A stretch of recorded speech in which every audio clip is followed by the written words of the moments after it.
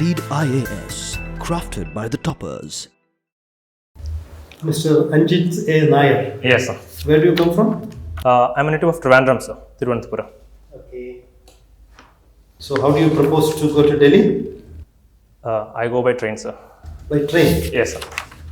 Why the government is not giving you airfare? It is giving, sir, but I've been preparing for such a long time, so I kind of wanted a small break where I could just sit still and enjoy the scenery. Instead of, now I got an opportunity, so I kind of thought, might as well travel. When is your interview? Sir, it's on April 20th. Previous time. You were in the Rashtriya Military School, Bangalore. Yes, sir. So why did you not think of joining the services? Sir, I did think of joining services. I had cleared the NDA for the NDA 135th course.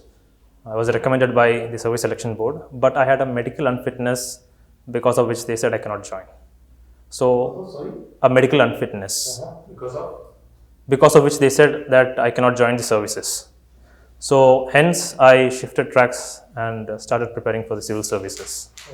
So in what respect would the education in this Rashtriya Military School help you? Sir, it went beyond just academics. It was actually trying to develop a whole individual. Personality-wise, traits like leadership, they were all very much instilled. There was a very strict code of conduct, and mistakes will be punished the military way. So that ensured that the products of the military school were at least a whole human who had certain qualities in them imbibed, like integrity and leadership. Okay. So do you think where did you study for your regular schooling? Kendriya Vidyalaya. Yes, most it has been. Kendriya Vidyalaya does not imbibe these qualities in students, basic ethics and discipline and all that. Sir, in the KVs that I had studied, the primary focus has been academic. They want to deliver very strong academic results. I think partly because there aren't much incentives to develop the other parts of the candidate. Even in those schools, whenever there was PT periods, other teachers would ask them to, give them those periods so that the teachers can take classes further on. So that is one place where we can really work upon when it comes to Kendriya Vidyalaya. See, in several countries, there is this compulsory attachment to services during the prime period of one's life. Yes, sir. Do you think India should have some such system? No, sir, not at all. Primarily because, sir, it's going to be a huge expenditure on the government side. The countries that do have this compulsory military service are usually small countries which have very limited population. So they want all their citizens to be trained in arms so that just in case of war, they can fight, like Israel. I don't know if South Korea has it, but it's usually the small countries. Or maybe China also, because China has very limited male population. Because of the one-child policy, there has been a lot of reluctance from the family side to send their only son or only daughter into the armed forces. And what is your take on the Agni views? Sir, it's a very much needed reform, sir. In fact, it should have come probably a decade back, because the army has a huge number of military personnel. There's a concept called as tooth to tail ratio, sir, that shows that the amount of fighting arms that we have and the service, those who support them. India's that statistics, the tooth to tail ratio is way lower than the global average. That means if we have around about 25 to 75, that is the ratio. The average should be around 7:10. So Agniveer will create a huge reserve of trained personnel. It will also increase, it will change the proportion within the military, and we'll have more people fighting the war and less number of people supporting them. So what happens to these young people on their discharge? Yes, of the 75% of them who will be discharged from the service, the government has very recently signed MOUs with the Ministry of Education and Skill Development also. They are promising that these candidates, while they're within the service, they can do their higher education, they can do their high school, and even skilling, so that by the time they are discharged from the service, they'll have a capital of 11.5 lakh, and they'll have the necessary skill set and education to pursue further on. Do you think they will be more acceptable to say business for employment than the other regular graduates? Sir, a vast majority of them would still be inclined into going into the security line. They can either join some private security agencies or this CAPF, but a small proportion will be interested in doing business, provided during the time of discharge we give them adequate training to motivate them that they can actually run a successful business. You have your interest in reading non-fiction and articles and all that. Japanese anime, generalizing life and all those things. Okay. Real-time strategy games. Yes, sir. Okay. And tactical games. This Yes. must be online, isn't it? No, sir. Offline PC games, sir. Offline. Yes, sir. Okay. But real-time strategy games would mean that you are playing with others, isn't it? The computer, sir. With the computer. The computer will have bots, multiple players, which will be operated by the computer itself. Okay. We can set the difficulty, and that will change the amount of difficulty that they'll give us. Okay. Why? I mean, what benefit this will give you, except entertainment probably? Some of the qualities that I was able to develop has been because of this real-time strategy games. A game like Age of Empires, where you have to build a civilization from ground up, while at the same time defending yourself, it ensures that the person is able to multitask, is able to cater to multiple variables and multiple issues at the same time.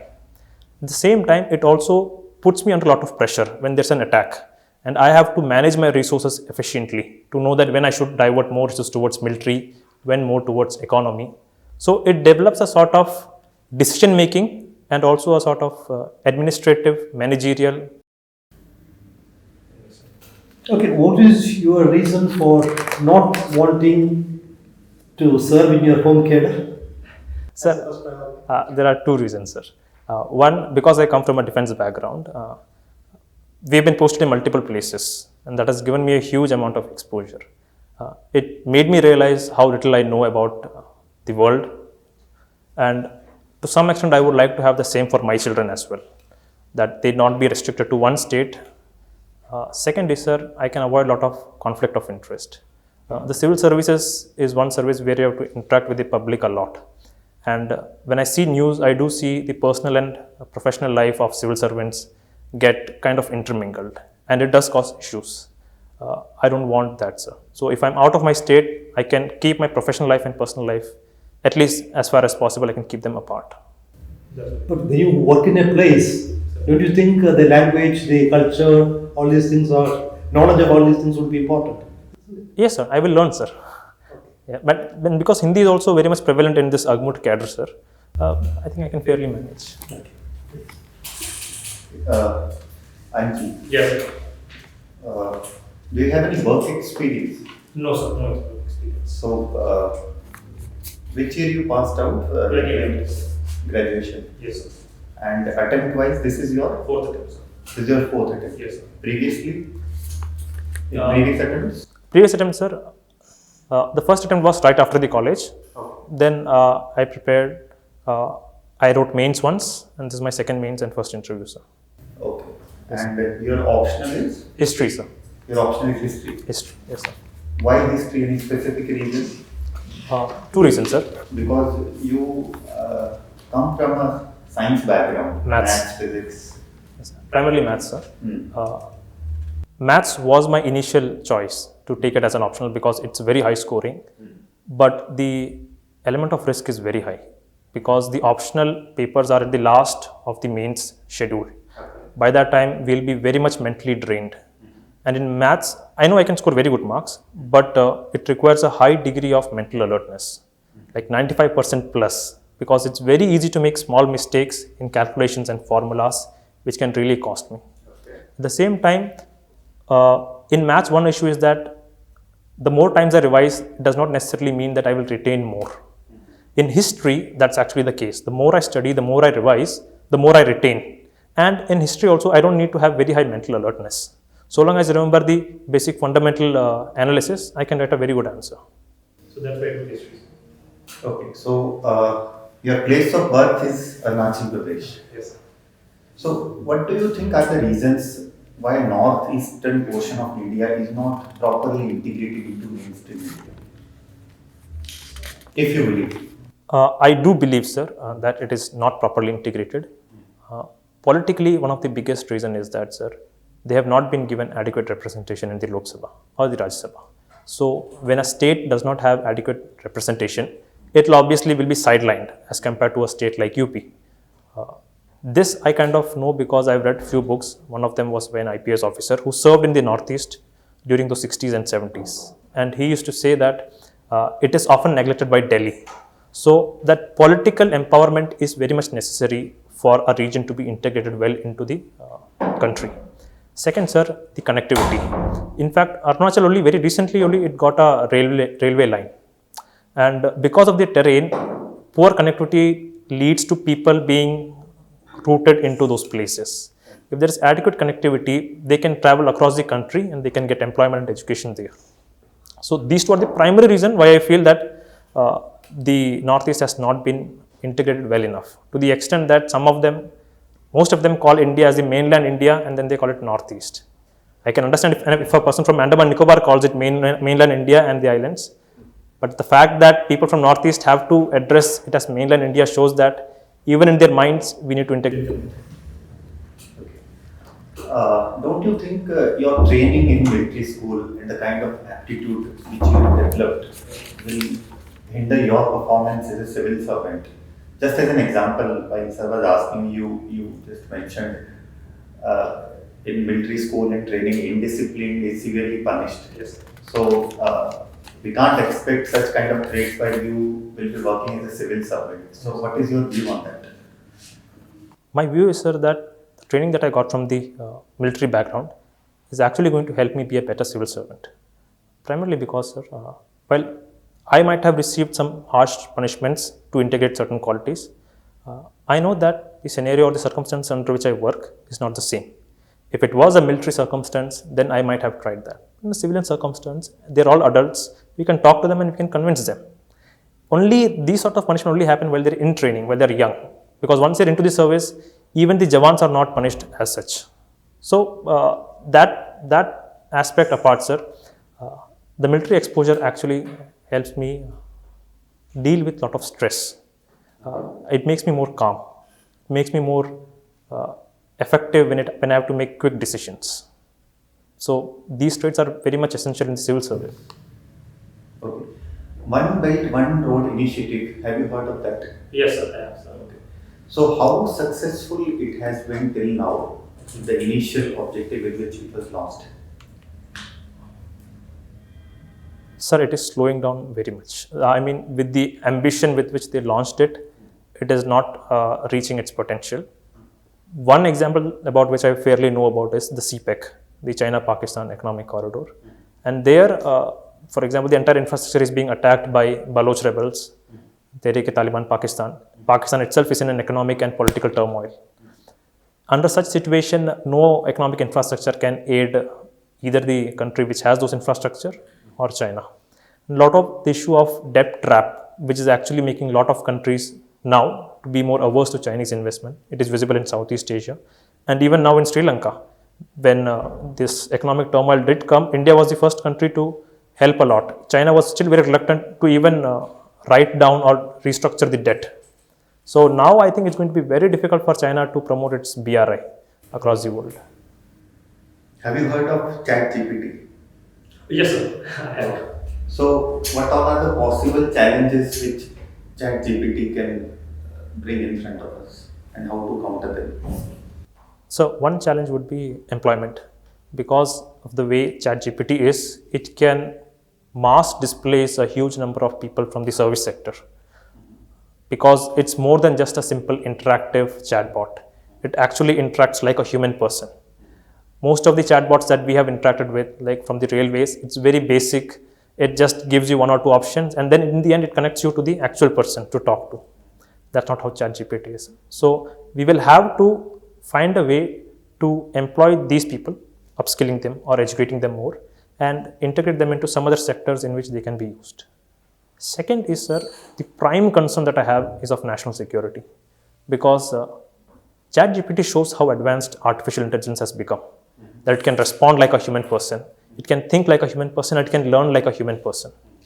So that means in the future as artificial intelligence is integrated into robots, drones, we are effectively creating another synthetic species which can actually begin to challenge the human race. So the movies like Terminator, which was considered science fiction, may not be science fiction in a couple of decades.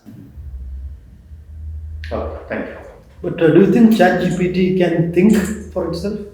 It's basically searching, collecting information, collating it, and presenting it in readable sentences. Yes, this was the exact opinion, sir, up until today. Today morning, I read an article in Quora where a person actually tested ChatGPT's ability to think. I don't remember the exact details of the article, but in the end, he was able to show that ChatGPT can learn. He was able to teach certain concept to the ChatGPT, and he asked a counter question on that, and the ChatGPT was able to reply it. So this was my biggest surprise, that it was able to learn. So this is a point where we should be a little bit concerned that maybe we could be overrun by But the ChatGPT failed the civil service prelims exam. Yes, sir. It can create it so. After 54 hours, sir. Anjit, Yes, sir. you're born in Bomdila, Yes, sir. right? And Arunachal Pradesh, you know, is a very problematic place for India, Yes. right? Why China is so much interested in Tawang? Tawang, sir, the Tibetan culture or the Tibetan sphere of influence, Tawang essentially comes from it. Tibet and Tawang are very much integrated. In fact, the 6th Dalai Lama of Tibet was from Tawang. The 5th Dalai Lama actually ruled over Tawang from Lhasa. So what we have is that we have a sort of cultural capital of the Tibetan culture within the Indian mainland. And India can actually exploit that. In fact, any visit by Dalai Lama to the Arunachal Pradesh will see huge backlash from China. That is the cultural aspect. The security aspect, sir, Tawang is one of the gateways into Arunachal Pradesh. The very recent conflict between the army and Chinese PLA in the Yangtze region was primarily because of this, because the Yangtze is the gateway to Tawang. Tawang is the gateway into Arunachal Pradesh. The 65 war also, it was one of those main inroads through which China came into India. See, you know that, apart from the Yangtze incident, Yes, sir. you know, we are witnessing the Ladakh incident 2-3 years ago. Yes, sir. Why China is trying to encroach into Indian territories? There are few hypotheses, sir, on why China is doing it. Because LAC was one of the most peaceful border that we had, especially since the Peace and Tranquility Agreement in 1990s. I believe, sir, China wants to ensure that the LAC issue is kept hot once in a while to ensure that status quo does not become the norm, where we just accept it. Because China really wants, it has a huge claim in Arunachal Pradesh. So if the status quo kind of gets established, Arunachal Pradesh will be forever out of the bargaining game of China. Second, China is becoming very aggressive. It is flexing its muscle. It can be seen in the east also, in the South China Sea, where it is building islands. It is actually testing the powers of the eastern arc, like Japan, South Korea, and Taiwan. So it could be seen in the overall framework of China flexing its muscles and trying to form its own position within the global order. That's what I believe, sir. What about India using the Tibet card against China? It should be used sparingly, sir, because it can rattle China, and we don't want to rattle China every time. We only want to rattle it when there are certain issues on which we want China to actually change its stance. We didn't use it when China put a technical hold on certain terrorists being listed as global terrorists. But if it does really come to a point where China is actually challenging us within our own neighborhood, we should actually use the Dalai Lama card. In fact, I'm of the opinion we should get the current Dalai Lama convinced to appoint a heir. The next heir should be from India itself, so that we can have a bargaining chip against China. See, these days we see a kind of alliance between China, Pakistan, and Afghanistan. Yes, sir. Right. See, Afghanistan is increasingly becoming a hub of terrorist organizations. Yes, sir. Pakistan is in crisis. Yes, sir. And China is the only country which is helping Afghanistan as well as Pakistan in this current situation. And this kind of an alliance, how this is going to adversely affect Indian security? Very much, sir. I've been very concerned about the way the developments have been happening in Afghanistan and Pakistan.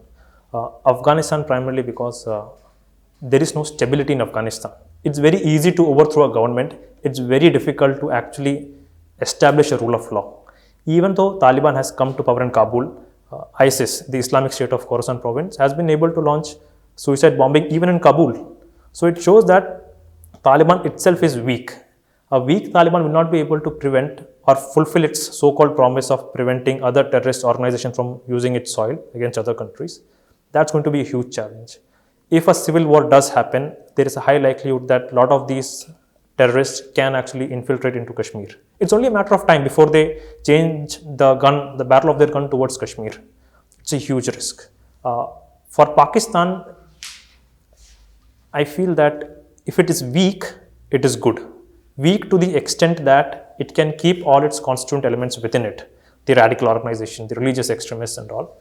Anything beyond that, if anarchy kind of prevails in Pakistan, then it's going to be an issue for India.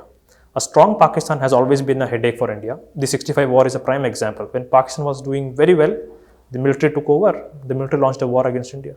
Okay, the former Chief of Army Staff, Bajwa, stated that it is high time that we should talk with India.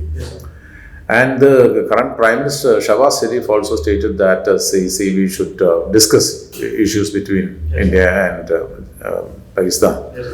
And it means that, they are weak. What type of attitude India should take in this scenario?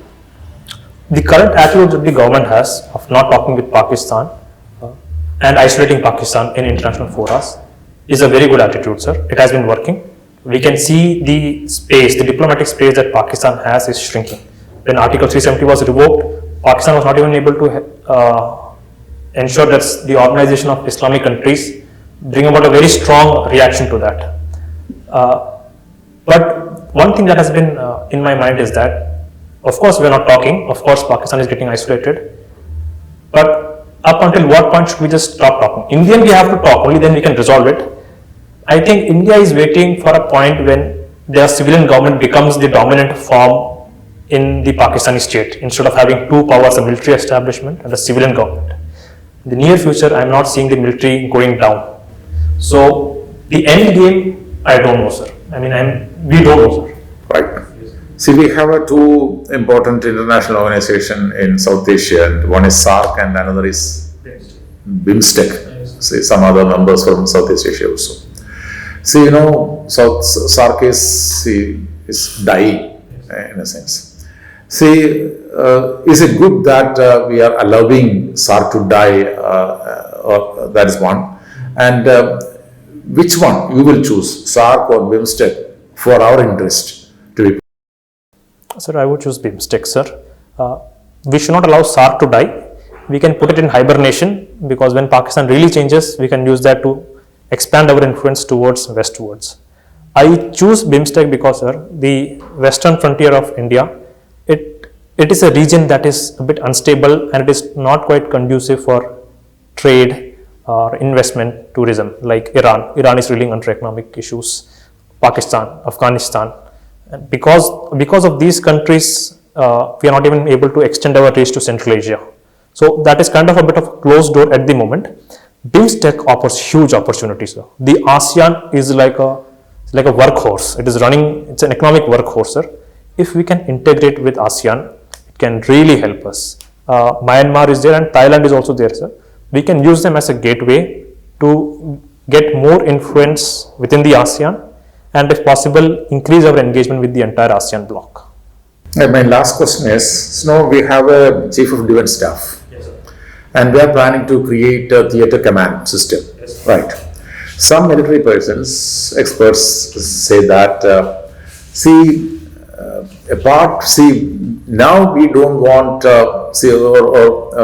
we cannot constitute a theatre command without a certain thing. And that is, they say that, for the successful functioning of a theatre command, we need a national defense strategy, right?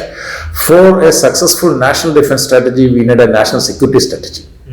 At present, we don't have a national security strategy as well as a national defense strategy. Without these, see, they say that, this concept of theatre command will be a failure.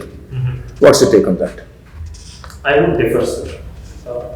The so-called national security strategy that many countries does release, they are very vague documents to encourage discussion and debate in the public fora.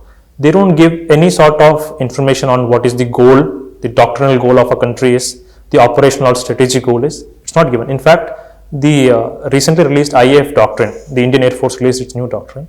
It's also quite vague. It does tell some of our dreams like being an aerospace power, but does not tell our strategic goals or ambitions. Theaterization of command is very much necessary, sir, because all the countries are doing it. China, I think around about 7 years back or so, it brought about theaterization of command. We are actually far behind. The few people who do disagree, I've noticed, is that the Indian Air Force, because Indian Air Force feels that because the Indian Army is the elephant in the room, the other two services will not get its required space, and Air Force will be effectively relegated to a ground support role instead of air superiority, dog fighting roles. But in my opinion, it should be brought about. Such issues, even if they do come, we can resolve it as it comes instead of just brushing aside such a wonderful reform. That's it. Right. Thank you. Thank you, sir. So that brings us to the end of the model interview as such. LeadIAS, crafted by the toppers.